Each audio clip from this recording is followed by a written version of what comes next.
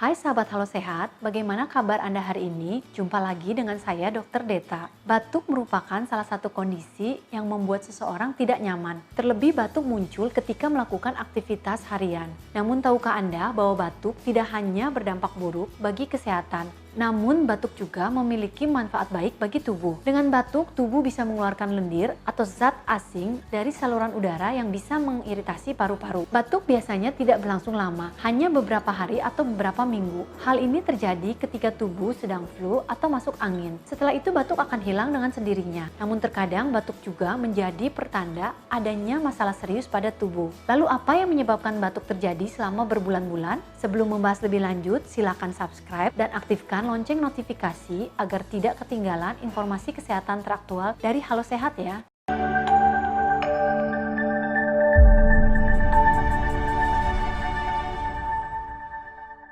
Batuk yang berlangsung lebih dari 8 minggu, ini bisa menandakan Anda mengalami batuk kronis. Batuk kronis yang terjadi bisa mempengaruhi aktivitas seseorang, dan ini cukup mengganggu. Misalnya terbangun di tengah malam saat tidur, hingga terganggunya pekerjaan dan kegiatan rutin sehari-hari. Batuk kronis ini disertai dengan beberapa gejala lain, seperti hidung berair, sakit tenggorokan, suara serak, rasa masam pada mulut, sesak napas, bahkan hingga batuk yang disertai darah. Penyebab dari batuk kronis ini bermacam-macam. Di antaranya, yang pertama asma. Ketika seseorang memiliki penyakit asma, maka batuk bisa datang dan pergi kapan saja. Batuk pada penderita asma ini biasanya lebih rentan muncul ketika udara terlalu dingin atau menghirup sesuatu yang terlalu menyengat. Yang kedua, bronkiektasis, yaitu kerusakan saluran udara yang menyebabkan dinding bronkial di paru menjadi meradang dan menebal. Selain dua penyebab di atas, batuk kronis juga dapat terjadi diakibatkan oleh gagal jantung, paru-paru, merokok, bronkitis, pneumonia akut, GERD,